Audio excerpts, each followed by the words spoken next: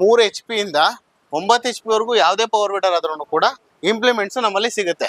7 HP cage bill ಬಂದ್ಬಿಟ್ಟು ನಿಮಗೆ 3600 ರೂಪಾಯಿ ಆಗುತ್ತೆ. 9 HP ದು 3800 ರೂಪಾಯಿ ಆಗುತ್ತೆ. ಕಡ್ದು ಬಡ್ದು ಮಾಡ್ಕೋಬಹುದು.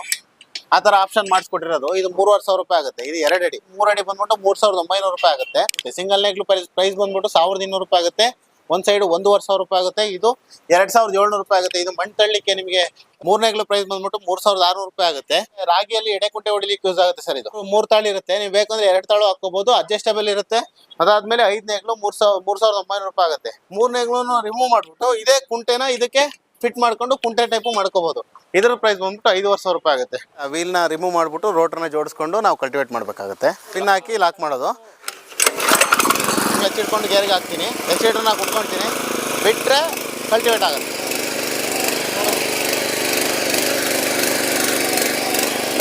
ಕೆಳಗಡೆ ಬಂದಿದ್ದು ವೈಬ್ರೇಷನ್ ಕಾಣಲ್ಲ. ವೈಬ್ರೇಷನ್ ಎಲ್ಲ ಅಲ್ಲೇ ಹೋಗುತ್ತೆ. ನಮಗೆ ಕೈವರೆಗೂ ಹ್ಯಾಂಡ್ವರೆಗೂ ಬರಲ್ಲ. ಇದರಲ್ಲಿ ಹೈಟ್ ಅಡ್ಜಸ್ಟ್ಮೆಂಟ್ ಕೂಡ ಇರುತ್ತೆ. ಇದನ್ನು ಲೂಸ್ ಮಾಡಿಕೊಂಡು ಹೈಟ್ ಮಾಡಿಕೊಂಡು ನಿಮಗೆ ಹೈಟ್ ಏನಾದ್ರು ಕಮ್ಮಿ ಆಗ್ತದೆ ಜಾಸ್ತಿ ಆಗ್ತದೆ ಅಂತಂದರೆ ಹೈಟ್ ಕೂಡ ಅಡ್ಜಸ್ಟ್ ಮಾಡ್ಬೋದು. ಈಗ ಸೆಕೆಂಡ್ ಗೇರ್ಗೆ ಹಾಕ್ತಾ ಇದ್ದೀನಿ. ಈ ಮಿಷಿನ್ಗೆ ರಿವರ್ಸ್ ಗೇರ್ ಕೂಡ ಇರೋದ್ರಿಂದ ಆರಾಮಾಗಿ ನಾವು ರಿವರ್ಸ್ ತೆಗಿಬೋದು.